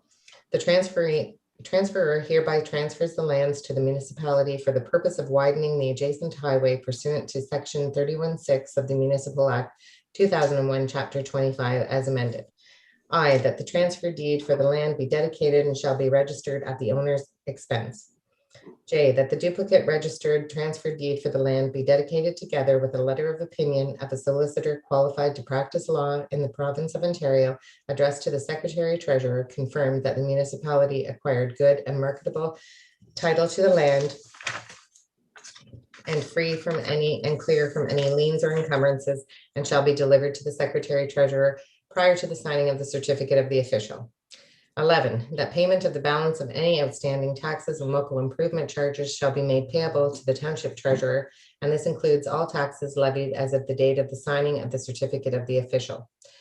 12, that the applicant shall provide payment to the Township and Parkland fee pursuant to section 51(1) of the Planning Act, RSO 1990, Chapter P13, and the amount of 5% of the appraised value of the land as of the day before the provisional consent was given. Or alternatively, if the applicant is transferring the severed lot to a family member as defined by bylaw 2011-03, the applicant shall pay $100 towards the down payment towards the payment of the parkland fee, with the balance to be paid if it is sold within 5 years. In this instance, the following conditions shall be added to the consent schedule and attached to the transfer deed. E, if the lands herein are conveyed to any other third party within 5 years of the stamping of the deed by the Committee of Adjustment, the Township of Central Frontenac shall receive the balance of the fee payable under section 51.1 of the Planning Act, RSO 1990, Chapter P13, as amended. And F, that if the lands herein are sold to any other party within 5 years of the stamping of the deeds of the Committee of Adjustment, agreement of purchase and sale shall bear notice of this condition. 13, in the event that there are abandoned wells located on the property being severed, that they be sealed in accordance with the requirements of the Ministry of Environment. 14, where a violation of the Township of Central Frontenac bylaw is being evident, that the appropriate minor variance or rezoning be obtained to the satisfaction of the municipality. And 15, that the confirmation is filed with the application and that the conditions have been filled to the municipality's satisfaction. All those in favor? Motion is carried. And a copy of the conditions will be mailed out to the applicant as well. Thank you.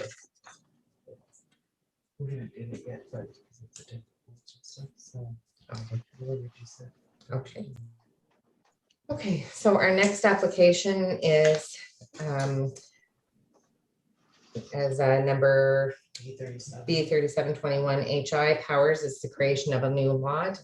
This is a different application, so I'll have Crystal introduce it and then one of our planners can speak to it. So it's for Powers as well. It's a creation of a new lot. It's in Olden, off Babcock Road. So it's a lot that basically butted up to the other one, getting the right of way for Jenny will speak on it as well. Thank you. Yes, this is an application for the creation of one new lot from a fairly large parcel. The proposed lot will be about 13.7 hectares or 34 acres in area, with the retained being approximately 85 hectares or 210 acres in area. However, there are large areas of unevaluated wetlands and organic soils on both the severed and retained parcels. As Crystal noted, the retained parcel in this application is the parcel that will be gaining the access as the benefit of the right-of-way in the previously approved application. As I noted at that point, essentially, while this is the entire frontage, road frontage for the subject property will be going with the severed parcel, the presence of the wetlands and the natural features on the property essentially separate this road frontage from the developed area and limit access across from the road frontage on Babcock Road, which is the reason for the application of the right-of-way in the previous application. This application was circulated to the Township of South Frontenac for septic inspection. Comments dated July 15th this year do not indicate no objection to the application submitted and that the site is flexible with regards to setting up a septic system. This was also circulated to Rideau Valley Conservation Authority. In comments dated July 23rd of this year, they indicated no objection to the application as proposed. They did note the presence of organic soils, unevaluated wetlands, and open water on the subject property in both the severed and retained parcel, and noted that while a significant portion of the severed parcel does include these noted features, there is an area approximately 0.7 hectares or just under 2 acres within the lot that they are satisfied is sufficient for development, is not subject to the unstable soils, and is able to meet all of the required setbacks to the natural features on this property. They did suggest that the township consider rezoning the identified hazard areas on the severed parcel to zone such as the EP1 to limit development. However, planning staff are not recommending inclusion of that condition at this point, as any area that is identified as a wetland is currently subject to the environmental protection and is unsuitable for development, also has associated setbacks. It's the opinion of planning staff that the current zoning and mapping is sufficient to protect the natural areas and direct development outside the hazard areas identified. Based on comments received and review of the application, planning staff are recommending that the committee approves this application as submitted and with the recommended conditions in the planning report. Okay, thank you very much, Jenny. Do we have any comments or questions from the applicant regarding the application?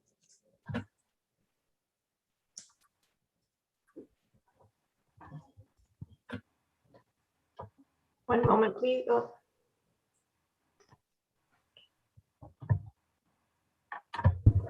I have no questions. I have no questions or problems with it.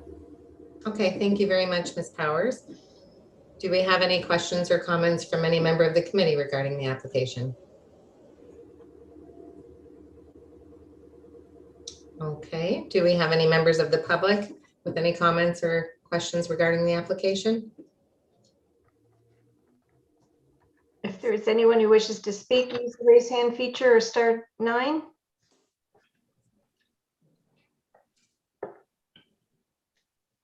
I see none, Madam Chair. Okay, thank you. I'm going to go ahead and read the motion. The conditions are the same as the previous application, just with the exception of the right-of-way and the development agreement. So the conditions will all be the same. So I have a motion moved by Nikki and seconded by Fran that consent application B3721 OL Powers with parts lots 4 and 5, concession 2 in the geographic township of Olden to create the 13.7 hectare or 34 acre parcel as a new lot be approved to this subject following conditions. And they are the same conditions, like I said, in the previous application, just with the exception of the right-of-way and the development agreement. All in favor? Okay, motion is carried. Thank you. And the applicant will again be sent a copy of all of the conditions. Okay, moving on, we have some applications for minor variance. And our first application is A1121 Tufts to reduce a front yard water body setback. And I'll have Crystal speak or introduce the application, and then one of our planners will speak to it. So it is for Tufts minor variance, and it's to reduce the side yard and front yard in order to do a covered deck, a new deck, and the septic system. And Sonia is going to speak on that one. Hey, thank you, Madam Chair, and thank you, Crystal. Yes, so this is an application for minor variance for a property that is actually, the civic address is 1107D Bernard Lane, part lots 8 and 9, concession 2 of the geographic township of Hinchinbrook. So I have on the next screen, I actually have an excerpt from the key map as well, but this is the sketch that was submitted by the applicant. So it is surrounded, the lakefront sort of wraps around the property to the south and to the east. This is actually the north end of the property. And there are specifically three variances or items that are being variances are being requested for. One is an existing deck to the north.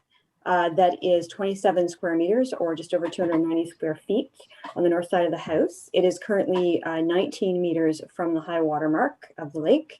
The applicant is requesting permission to turn it into a porch to cover the existing deck. So for that particular variance, no new construction is proposed with the exception of the roof covering the deck. The second request is to construct an additional deck and walkway on the east side of the cottage that would be a minimum of 16 meters from the high water mark. And the third request is to install a new septic system that would be here further to the north of the cottage, 22 meters from the high water mark. So variances are required for all three because of the reduction in the minimum required 30-meter setback. And the new septic system will be a class 4 system that will replace the existing holding tank on the property. Okay, thank you very much, Sonia. Sorry, I was just waiting for my couldn't get my screen to change. Oh, sorry. Almost done. So this is actually the aerial shot of the property. So it is a much larger property. So just for context, the existing deck to be covered is here. There is a small addition that exists on the house. It's hard to see from the air photo, but the new deck to be constructed would be off of that. And then the new septic system would be sort of back in this location here. So the property itself is designated rural area waterfront district, and it is zoned it's in the RW zone, so it's a waterfront residential zone. In terms of approvals and comments from technical agencies, Quinte Conservation indicated that they had no objections. They actually visited the site and indicated that they are satisfied that the new septic system will be located outside of any hazard lands. But they did note that it is within a regulated area, so the applicant and owner will have to get a permit from them as well in order to do the works. The Septic Approval Authority from the Township of South Frontenac also visited the site. They have no objections. They did indicate, but by allowing the reduced setback for the septic system will allow it to replace the older holding tank that is currently on the property. So to date, we haven't received any comments from the public. And so we are recommending that, subject to any comments being received tonight and any issues coming to light, that the committee go ahead and approve the variances for the property. Thank you. Thank you, Sonia. Do we have the applicants or an agent acting on behalf of the applicants joining us tonight? We do have the applicant. I'll move her over. Okay. Listen, you can unmute and speak. I just don't have any comments, but I'm here. Okay, thank you very much, Ms. Tufts. Do we have any member of the committee wishing to ask any questions or have any comments toward the application? Okay, do we have any members of the public wishing to comment or ask questions regarding the application? If there's anyone who wishes to speak, use the raise hand feature or *9. I see none, Madam Chair.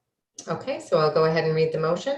I have a motion moved by Tom and seconded by Nikki that in making the decision upon this application, the committee considered whether or not the variance requested was minor and desirable for the appropriate development or use of land, building, or structure, and that the general intent and purpose of the zoning bylaw and the official plan will be maintained, or in this case, a change of use in the use of the property which was lawfully non-conforming under the bylaw as to whether or not this application has met the requirements of the subsection 45(2) of the Planning Act, concur in the following decision and the reasons for the decision. That the minor variance application A1121 Tufts, Part Lot 8 and 9, Concession 10 in the geographic township of Hintonbrook, 1107D, Bernard Lane, to reduce the side yard water body setback from 30 meters to 19 meters in order to cover an existing 27 meter or 290.6 square foot deck and 30 meters from the 16 meters in order to build a 22 meter or 238.8 foot walkway. Also a variance to reduce the front yard water body setback from 30 meters to 22 meters to allow for a new septic system and that it be approved subject to the following conditions and reasons. 1, that the minor variance approved the application number A1121 Tufts is for A, covering an existing 27 square meter or 290.6 square foot deck on the north side of the house with a minimum setback of 19 meters or 62.3 feet from the high water mark of Chippewa Lake. The walls of the deck or porch shall not be enclosed. B, that constructing a new 22 square meter deck and a walkway on the east side of the cottage with a minimum setback of 16 meters from the high water mark of Chippewa Lake, and that the deck shall remain uncovered and unenclosed. C, that the installation of a new sewage system with a minimum setback of 22 meters from the high water mark of Chippewa Lake. 2, that the approved variances apply to the locations of the structure noted in condition number 1, and that the variances do not include the reduction, the required water body setback along the entire width and length and the depth of the property. 3, that the minor variance application number A1121 Tufts is applicable only to the Township of Central Frontenac zoning bylaw number 2011-52 and not to any subsequent zoning bylaws. 4, the owner or applicant shall ensure that there are no adverse impacts on the neighboring properties and as a result of the approved proposal, nor shall there be any increased runoff or grade changes to the property as a result of excavation or downspout orientation. 5, that a building permit is required for all demolition and construction on the property, and there shall be no additional development or demolition to existing structures on the property without the approval from the Township of Central Frontenac. 6, that the applicant or owner shall provide to the building department a copy of the decision of the Committee of Adjustment, together with a copy of the approved drawings. The drawings submitted with the building application must, in the opinion of the township, conform to the general intent and the description of any approved drawings, including amendments and conditions approved by the Committee of Adjustment as stated in the decision, and that additional variances may be required should further zoning deficiencies be identified through the building permit application. 7, that the development undertaken in association with the approval of the minor variances requires a permit from the Quinte Conservation in accordance with the Ontario Regulation 319/09, the development interference with the wetlands, alteration to shorelines and watercourses, and that there will be a fee associated with this Conservation Authority application, which is separate from the fee that was required from the minor variance application. The variances are minor because all of the proposed changes will not encroach any further toward Chippewa Lake than the existing addition on the dwelling, and therefore they are not anticipated to negatively impact the shoreline or the quality of the water. The variances are desirable for the appropriate development of the lands in question because the proposed changes will increase the functionality of the property by allowing for additional outdoor amenity space and on-site sewage system. The proposed variance complies with the general intent and the proposed of the Township of the Central Frontenac zoning bylaw because the proposed changes will not further encroach onto the required water body setback and the existing dwelling and will meet all of the other bylaw requirements.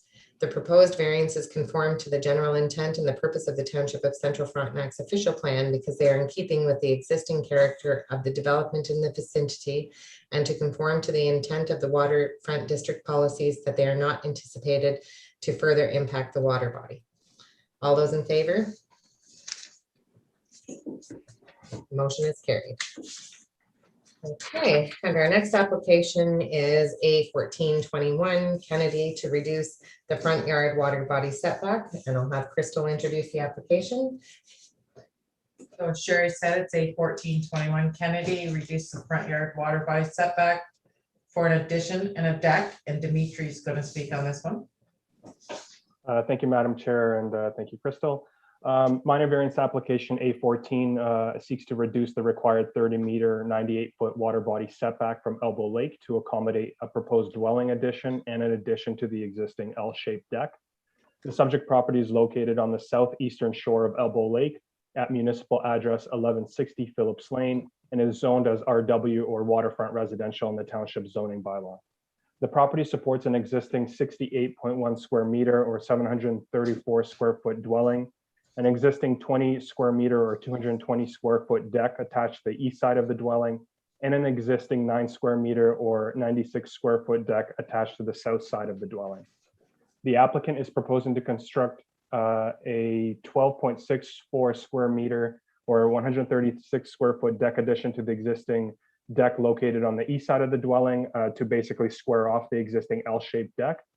And they are also proposing to remove the deck on the south side of the dwelling and in its place construct a 18.4 square meter or 192 square foot dwelling addition. The applicant has advised that the dwelling addition will be used as a utility room for a water heater and other similar household appliances, as well as an extension to the existing kitchen space. Following the additions, the final footprint of the dwelling, including the deck, will be approximately 119 or 120 square meters, which is about 1,300 square feet. The existing dwelling and decks are set back approximately 7.6 meters or about 25 feet from the shoreline of Elbow Lake. And due to the location, the proposed dwelling addition that's on the south side highlighted in orange on the map on the screen, the proposed dwelling addition is not anticipated to reduce the existing water body setback. However, due to the irregular shape of the shoreline, the deck addition, including the stairs, will result in a further reduction of the water body setback, even though the deck will not protrude more than the existing. The final shoreline setback to the proposed deck addition is estimated to be approximately 5.5 meters or 18 feet. The application was circulated to the Rideau Valley Conservation Authority for comments related to natural heritage and hazards. RVCA staff identified the property to be located within a highly vulnerable aquifer and provided the applicant with a number of standard best practices that can be used during the construction period or overall site layout that may reduce impact on the aquifer and quality of Elbow Lake. RVCA staff also noted that the Tay River Elbow Lake catchment report identified the water quality in Elbow Lake as ranging from very poor to poor. RVCA staff also noted that the best way to protect and enhance water quality in Elbow Lake, is by maintaining natural runoff patterns and minimizing vegetation removal and subsequently maximizing vegetation cover along the shoreline. That being said, RVCA staff did not object to the construction of the dwelling addition. However, because the proposed deck will reduce the existing water body setback, RVCA staff could not support the deck addition portion of the application. RVCA staff concluded that the area that would be taken up by the deck addition could be used for vegetative plantings, which may help to improve or at least maintain the quality of Elbow Lake. Following the comments, county planning staff visited the property on July 29th and noted the irregular shoreline, as well as the limited amount of natural vegetation that exists around the shoreline immediately around the subject dwelling and deck. After the site visit, county planning staff concluded that although the additional vegetative plantings can be accommodated within the area immediately around the proposed deck, the location of the plantings is most likely not practical due to how the property is currently used and specifically how the shoreline is accessed from the deck. In addition, the plants that do exist around the deck appear to be, and this is shown on the left of the two images on the screen here, but the plants that do exist around the deck in the area where the deck is proposed to be extended to appear to be ornamental in nature, most likely daylilies or hostas, rather than naturally occurring vegetation. So county planning staff of the opinion that the potential revegetation area identified by RVCA around the existing deck may be lost due to the construction of a deck is limited and most likely will not have a substantial impact on the quality of Elbow Lake. Furthermore, the construction of the deck addition will still leave room for the potential rehabilitation and improvement of the shoreline in the future. To limit any potential impact, planning staff have included a recommended condition requiring the deck to remain uncovered and unenclosed, and to implement sediment and erosion control measures such as fencing or hay bales during construction to prevent sediment and other foreign material to enter the lake while it's being stored or moved around the property. In summary, county planning staff are of the opinion that the subject application meets the 4 tests of minor variance and recommend that the committee adjustment hears comments from the public and approve this application as submitted, subject to the conditions outlined in the report. Thank you. Thank you, Dimitri. Do we have the applicant or an agent acting on behalf of the applicant that would like to speak to the application? We do have the applicant on. Do you wish to speak? Yes, I will move you over. Okay. You can unmute. Mr. Kennedy, you can go ahead. We are here. We agree with everything said, and we thank you for your time. No comment further. Thank you very much, Mr. Kennedy. Do we have any questions or comments from any member of the committee regarding the application? Bill? Yes, through you, Madam Chair. I'm just looking at the pictures here. Is this building, is it located right on the boundary of the east boundary of the property itself? Was that, or am I just looking at this picture wrong? Can somebody explain that to me? Thank you for the question through the chair. The property is located awfully close to the property line. Without having a proper plan of survey, it's hard to determine if that building, how close that building is indeed to the property line itself. The photo and the satellite image and the map that were shown on the screen They're more or less estimates. There is sometimes error in terms of where those lot lines appear, as well as the line thickness that was used to kind of outline the estimated building envelope. So the answer to the question, the short answer is it's awfully close. I don't necessarily know how close it is without actually seeing a proper plan of survey prepared by an Ontario land surveyor. Thank you very much. Okay, Francis? Yeah, I have a question. Since the Conservation Authority doesn't approve with the addition of the deck, and if we approve it, is this going to put the applicants in a position of not being able to get a permit from the Conservation Authority? Or does our approval supersede? Thank you for the question through the chair. Our approval does not supersede that of the Conservation Authority. However, in the comments provided by the Conservation Authority, they did not identify that this was in their permit control area.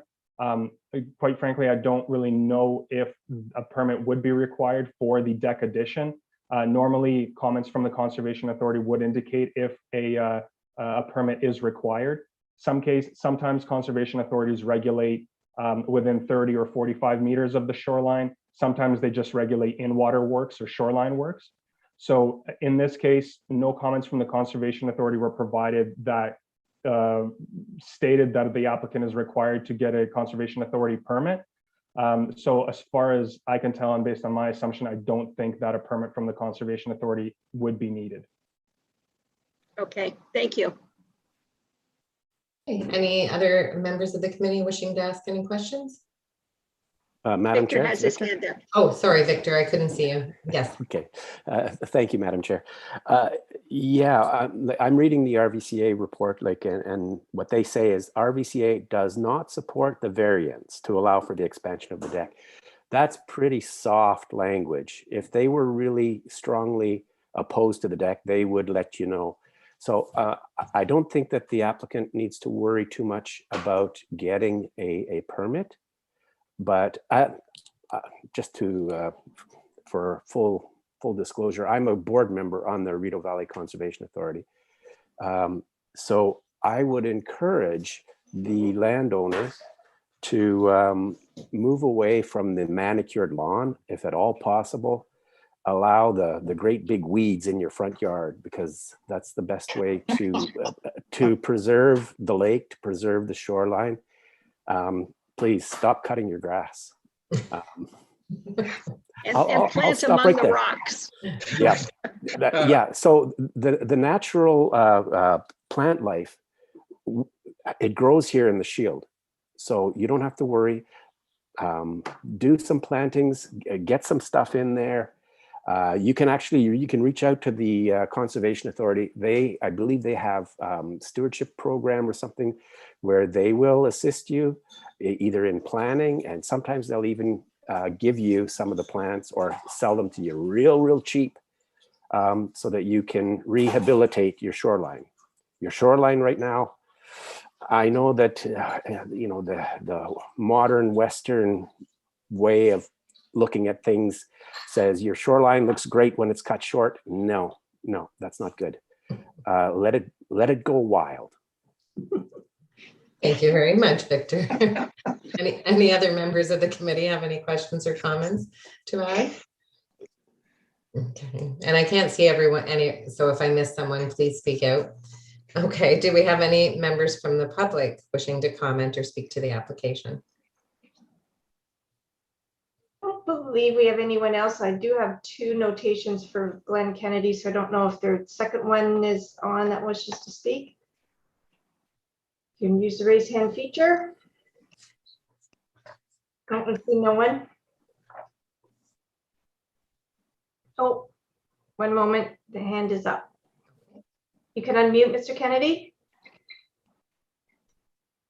Firstly, I just want to say, Victor, I agree with you 100% on that matter. I fully support the natural base, and yeah, letting it grow and letting, place for the bees, place for the environment. Absolutely 100%. Otherwise, thank you all again for your time and for considering our application. No further comment. Thank you very much, Mr. Kennedy. And So it's less work. You don't have to mow the stupid stuff. Are you going to suggest some plants, Victor? Well, yeah, Bill, you've been out to Sumac Center. So we let things grow wild within 15 meters of the shoreline, which is what RVCA recommends. Yeah. Minimum of 15 meters. It's all just wild. Yeah. Now, just so the applicant also understands, there is a provision where you're allowed 9 meters of access to the lake, where you're allowed to manicure it or do whatever you want. That's an actual recommendation from the Conservation Authority. But other than that 9 meters, let your shoreline go wild. Okay. Thank you very much. I'll go ahead and read the motion then, and I'm sorry, it's a bit of a long one. That the minor variance application A1421 Kennedy, Part Lot 18, Concession 3 in the geographic township of Hinchinbrook, 1160 Phillips Lane, to reduce the front yard water setback from 30 meters to 7.62 meters in order to build a 17.84 meter or 192 foot deck addition to an existing cottage. Also a deck addition to the front of the cottage with approximately 18.58 meters or 200 feet to square the deck up. And the existing new deck will be approximately 33.45 meters squared or 360 feet. That it be approved subject to the following conditions and reasons.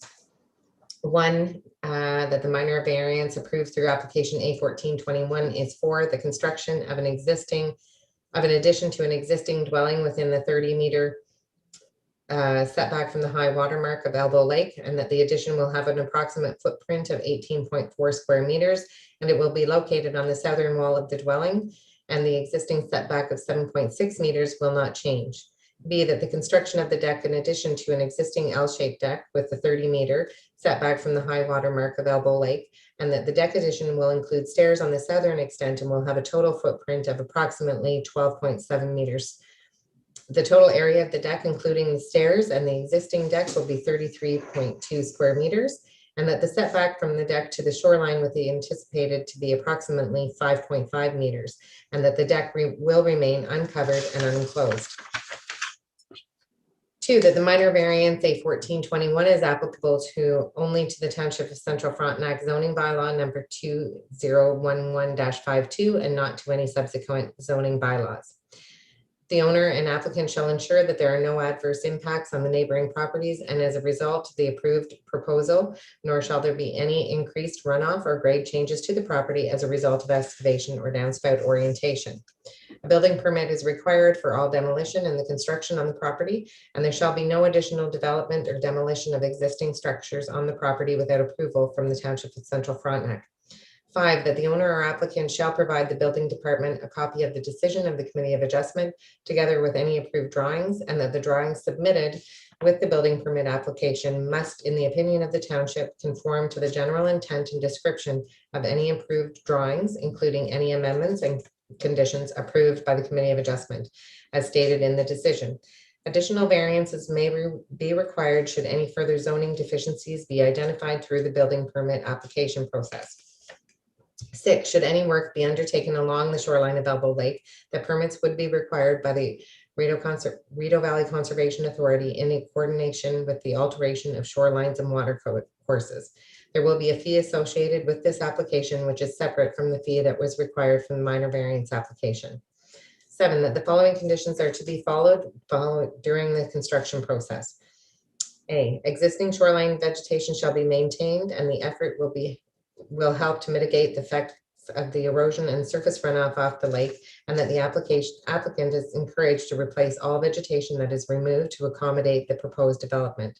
B, that all materials from the construction, such as demolished materials or excess soil, shall be disposed of 30 meters or more from the normal high water mark at Elbow Lake, and that the applicant is encouraged to keep the construction site clean to ensure that the construction materials do not enter the lake. C, that the owner confidence and agrees to erect erosion and sediment control measures during the construction of the addition between it and Elbow Lake, and that these controls should be either slit fencing or straw bales and properly staked into the ground. It should remain in place until the disturbed area has been revegetated.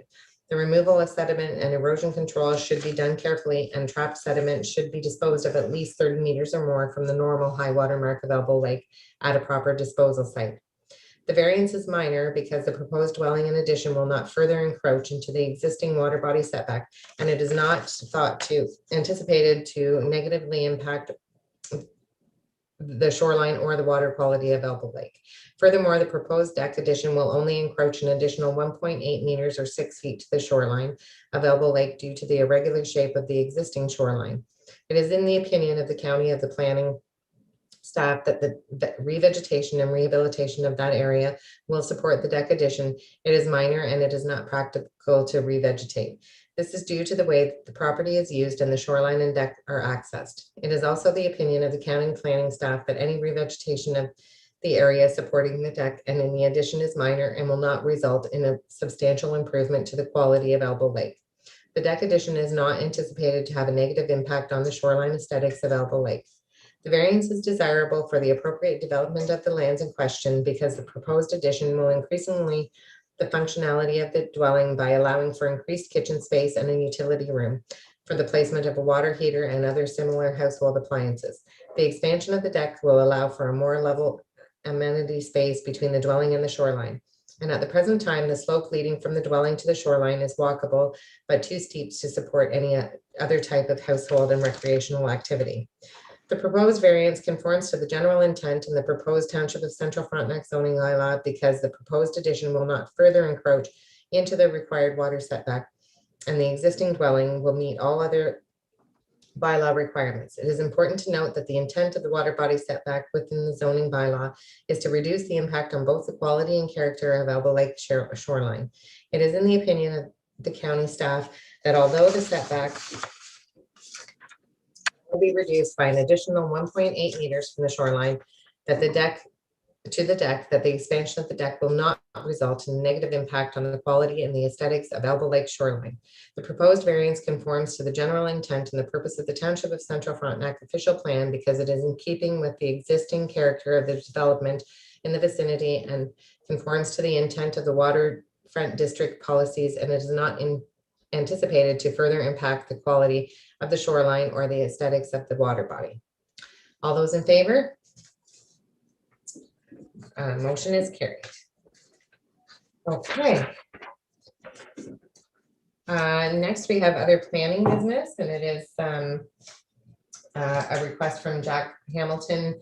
Do you want to speak to this, Crystal? No. We're just Okay. gonna rescind the last one. Okay, we're just going to rescind an application for Mr. Hamilton as we didn't specify an amount in the last motion. So I just have a motion moved by Victor and seconded by Tom that the request from Jack Hamilton to refund his consent application fee be rescinded as there was no other amount. And then in the next motion, I have another motion in which we can discuss some of the options. So I have all in favor, sorry, of rescinding the application. Okay, motion is carried. Thank you. And next I have a motion moved by Nikki and seconded by Bill that consent application B1520 HI Lot 6 Concession 2 for Jack Hamilton be refunded in the amount of $250 or another amount that the committee felt was suitable. Would anyone like to ask any questions or have any comments on the application? Francis? Oh, I'm sorry, Fran, we can't hear you. Sorry. I think we need to use the same criteria, is how much work was put into it and what percentage does staff feel that we've used of that application fee. Okay, and perhaps Crystal can maybe speak to that. Okay, so I mean, this one wasn't as complicated as the last one. There wasn't a lot of digging and stuff. So this application went out, was circulated. We spent our time on that. The planners would have spent some time, but Quinty had issues with it, so it never went any farther. Nothing ever got solved with Quinty, so it just got dropped at that point. I want to say probably still like 60%.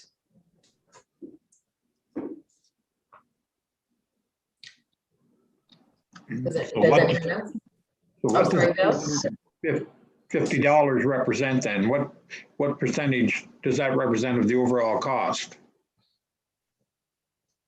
Well, the overall cost to start with is $550 to the Township of Central Frontenac. That's what we take in for each application. So, I mean, we meet with them, we circulate, so we have, money spent in mailings and so forth as well, right? Plus whatever time planners have put into it. So let's give him back 40% of the full fee, which is what, $200? Okay. Is that math correct? I'll figure it out with a calculator later. I would need a calculator as well, Fran, so good job. Any other member of the committee have any comments or questions? Okay, so I'll call the question. All in favor? So Sherry, Wait. Oh, sorry. Can we just clarify that the motion is going to read that we give him back 40% of the fee? Yes, that I'm was sorry. paid. I didn't read the. And I think it should have a dollar amount, not a percentage. We did the other one percentage. Well, the dollar amount could actually be verbalized in such a way that it represents, for example, 40% equals $200, something to that effect. I think that's where Victor's coming from. Oh, I see. And in the last application, we just did a percentage. So you would like it broken down into a dollar amount? Yeah. Okay. $220. How much, Nikki? How Sorry. much, Nikki? $220. Well, thank you for that. You're welcome. Make the calculator. Okay, so I'll read the motion. I have a motion moved by Nikki and seconded by Bill that consent application B1520 HI Lot 6, concession 2 for Jack Hamilton be refunded in the amount of 40% or $220. All in favor? Okay, motion is carried. Thank you.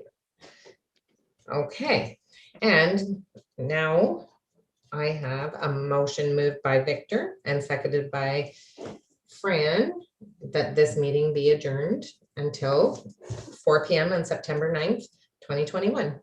No, I want to discuss it. Oh. That would totally surprise me, Bill. You're probably getting hungry. All those in favor? See you all. Motion Have a good summer, everyone, for a few weeks off. Have a What's left? good rest of the summer, everyone.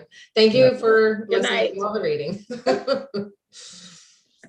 Good night.